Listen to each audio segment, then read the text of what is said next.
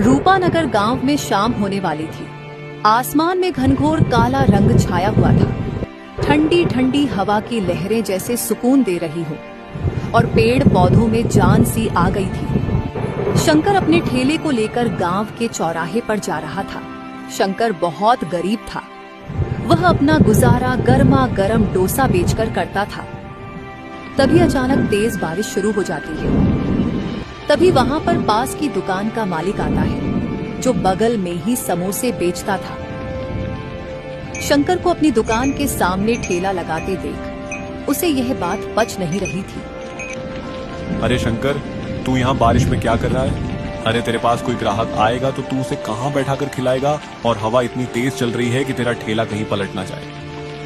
अरे भाई, मैं संभाल लूंगा, तुम चिंता मत करो। तुम अपनी दुकान का ख्याल रखो, वह मैं देख लूंगा कि मैं ग्राहकों को कहाँ खिलाऊंगा। क्या संभाल लेगा? तू एक बात सुन ले, यह मेरा इलाका है, यहाँ ठेला लगाना तू बंद कर दे, नहीं तो अच्छा नहीं होगा।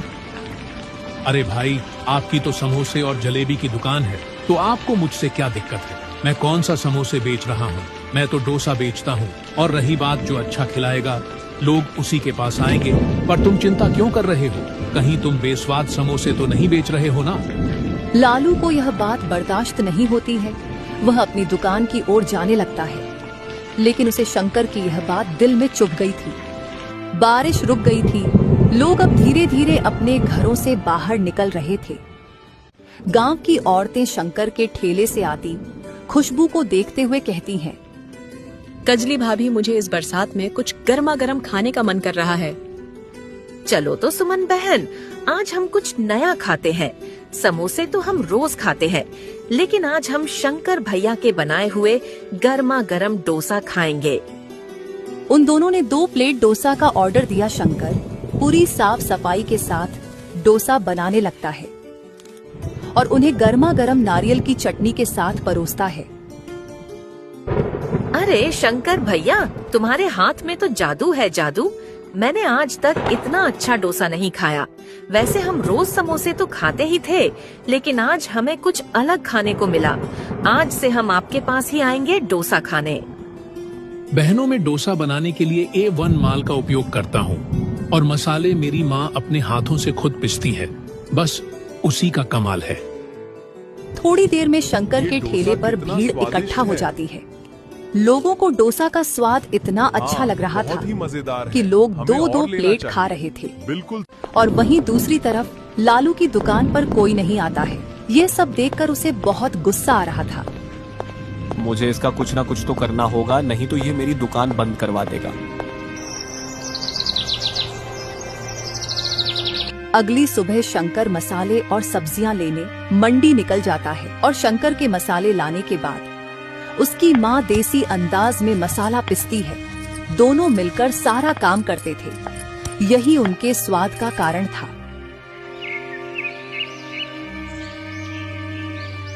शाम को लालू ने अपनी दुकान पर एक प्लेट समोसा 20 रुपए से 10 रुपए कर दिया, यानी आधा दाम। यह देख शंकर सोचता है, अरे ये कहीं पागल तो नहीं हो गया है ना? इसने तो अपना दाम आधा कर दिया, पर इसने कम पैसे क्यों किया? लोग तो इसका पोस्टर देखकर इसी के पास समोसे खाने जाएंगे। लगता है आज अच्छी ग्राहकी नहीं होगी। इस शंकर की खैर नहीं, चाहे मेरा कितना भी घटा क्यों ना हो जाए, मैं इस शंकर को यहाँ टिकने नहीं दूंगा। ठंडी ठंडी हवा चल रही थी। गांव के लोग धीरे धीरे घर से बाहर निकल रहे थे। लालू का पोस्टर देखकर दुकान के बाहर भीड़ जमा हो जाती है और वहीं शंकर की दुकान पर कुछ गिने चुने लोग ही थे, जबकि लालू की दुकान पर भीड़ लगी हुई थी। लालू यह देखकर बहुत खुश था। शंकर की माँ आज दुकान पर आती है और शंकर से बोलती है, बेटा क्या हुआ? इतना उदास क्यों है? क्या हुआ? और आज ग्राहक इतने कम क्यों आ रहे हैं और दिनों के मुकाबले? माँ, वो क्या है ना, सामने वाली दुकान का मालिक मुझसे बहुत जलता है। देखो ना, उसने अपने समोसे का दाम 20 रुपए से 10 रुपए कर दिया, यानी आधा। इसीलिए आज सारे ग्राहक उसके दुकान पर चले गए और हमारे दुकान पर कोई नहीं आ रहा है। बेटा तो चिंता मत कर, सब ठीक हो जाएगा। वह कब तक आधे दाम पर समोसे बेचेगा? तू तो वही खिला जो लोग खाते आ रहे हैं। तू स्वाद में कमी मत करना। ठीक है माँ, मैं ऐसा ही करूंगा और आगे से और ज्यादा मेहनत करूंगा। लालू के समोसे खाकर लोगों को समझ में आ रहा था कि लालू ने अपने सामान की गुणवत्ता में कमी की है, लेकिन लोग इस बात को अनदेखा कर देते हैं सस्ते के चक्कर में। लालू का पूरा माल खत्म हो गया था। लालू ने अपनी दुकान बंद कर दी थी, लेकिन शंकर अभी भी अपना ठेला लगाया हुआ था। वह ग्राहक आने का इंतजार कर रहा था। तभी वहाँ पर एक साधु बाबा आते हैं और शंकर से कहते हैं, अरे बेटा, जरा एक प्लेट डोसा देना, तो मुझे बहुत तेज भूख लगी है। भूख के मारे मेरे पेट में से अजीब अजीब आवाज आ रही है। बाबा, आप बस 2 मिनट रुकिए, मैं अभी आपको डोसा बनाकर देता हूँ, जब तक आप इस टेबल पर बैठ जाओ। शंकर डोसा बनाने लगता है और पूरी लगन के साथ उस रात काम कर रहा था उस अंधेरे में। साधु बाबा डोसा खाने लगते हैं और उन्हें यह डोसा बहुत पसंद आता है। बाबा शंकर को एक और डोसा का ऑर्डर देते हैं। डोसा खाकर बाबा का पेट भर गया था। फिर बाबा शंकर से कहते हैं, बेटा, इस डोसे का कितना हुआ? ये डोसा बहुत स्वादिष्ट था, मुझे बहुत अच्छा लगा। बेटा बताओ, तुम्हारे कितने पैसे हुए हैं? नहीं नहीं बाबा, मैं आपसे पैसे नहीं ले सकता, यह मेरी तरफ से था। ऐसे भी इस अंधेरे में कोई आ नहीं रहा था, मैं जाने ही वाला था, उतने में आप आ गए। बाबा, आपको पैसे देने की कोई जरूरत नहीं है। बेटा, तुम मुझे बहुत अच्छे इंसान लगते हो, मैं तुम्हें बिना कुछ दिए यहाँ से कहीं नहीं जाऊंगा। नहीं बाबा, मुझे कुछ नहीं चाहिए, आप मेरे पिता के उम्र के हो और एक ज्ञानी परमात्मा भी लगते हो, मैं आपसे पैसे नहीं ले सकता हूँ। बाबा अपने झूले से एक पोटली निकालते हैं और जबरदस्ती शंकर के हाथ में रख देते हैं। बेटा, ये एक जादुई मसाले की पोटली है, तुम इसे अपने डोसे के मसाले में थोड़ा थोड़ा मिलाकर बेचना और लोगों को खिलाना, लोग तुम्हारे दीवाने हो जाएंगे। बेटा बाबा, ये मसाला देने के लिए आपका धन्यवाद, आपने मेरे बारे में इतना सोचा। बाबा, अब मैं चलता हूँ, काफी अंधेरा हो गया है। ठीक है बेटा, तुम जाओ, मेरा आशीर्वाद तुम्हारे नेक दिल पर हमेशा बना रहेगा।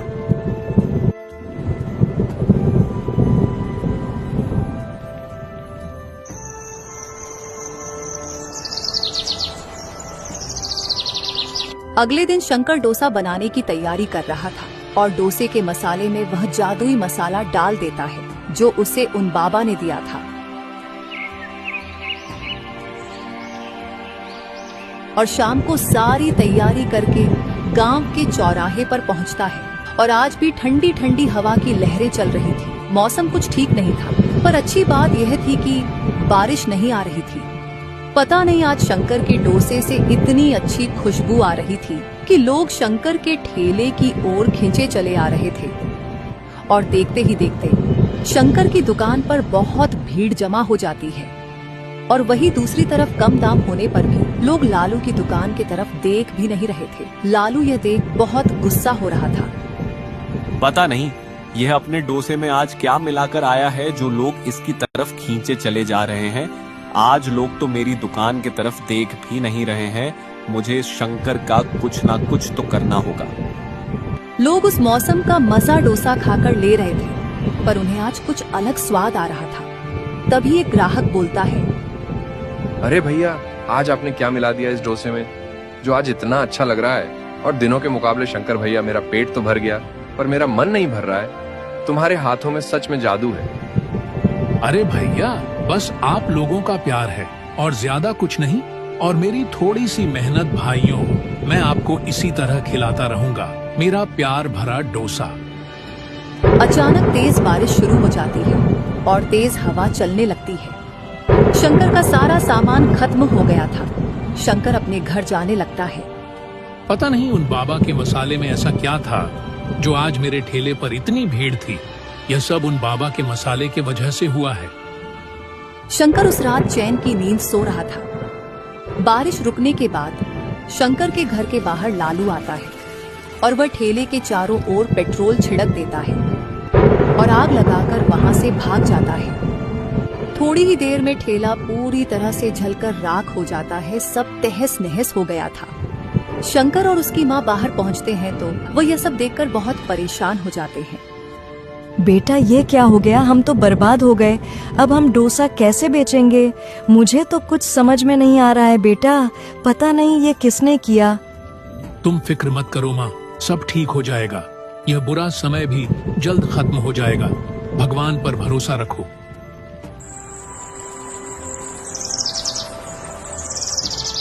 शंकर ठेले के बारे में सोच रहा था। उसे कुछ समझ में नहीं आ रहा था। वह अंदर से टूट गया था। शाम को डोसा खाने के लिए लोग चौराहे पर आ रहे थे। तभी वह देखते हैं आज शंकर का ठेला वहाँ पर नहीं था। अरे भाई, आज शंकर क्यों नहीं आया? मुझे आज उसे एक बड़ा ऑर्डर देना था। डोसे का मेरे घर मेहमान आए हैं, पर कोई बात नहीं, मैं समोसे ले लेता हूँ। तभी वह आदमी बोलता है, भाई वह अब कुछ दिनों तक या कुछ महीने तक ठेला नहीं लगाएगा। किसी ने जलन के मारे उसके ठेले को जला दिया। अब वह बिना ठेले के कैसे आएगा डोसा बेचने? अच्छा, तो ये बात है। धन्यवाद भाई बताने के लिए। वो आदमी उसी समय शंकर के घर पहुंचता है अपनी गाड़ी लेकर। अरे शंकर भैया, अरे ओ शंकर भैया, बाहर आइए। अरे भाई, आप तो वही हो ना जो मेरे ठेले पर डोसा खाने आते हो और बड़े बड़े ऑर्डर भी देते हो। बताइए आपका यहाँ कैसे आना हुआ? आपने पहचान ही लिया मुझे।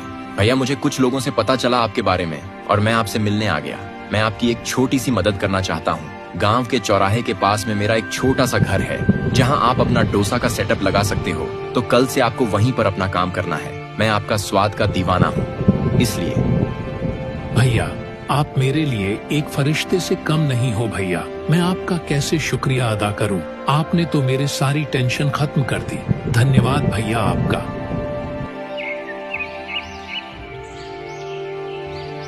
शंकर अगले दिन उसी दुकान पर डोसा बेचने लगता है। लोग शंकर को उस दुकान पर देखकर बहुत खुश थे। शंकर ने अपने स्वाद से लोगों का फिर से दिल जीत लिया था और फिर अपने मेहनत को लगन के बदौलत आगे बढ़ रहा था। लालू को यह देखकर एक सीख मिलती है। मैं शंकर को नीचे गिराने के लिए बहुत कुछ किया, लेकिन वह शंकर अपनी मेहनत और स्वाद के दम पर खड़ा रहा और मैं उससे चलता रहा। मुझे खुद पर ध्यान देने की जरूरत थी, पर मैं शंकर को नीचे गिराने में रहता था। मुझे अब समझ में आ गया है मुझे क्या करना है।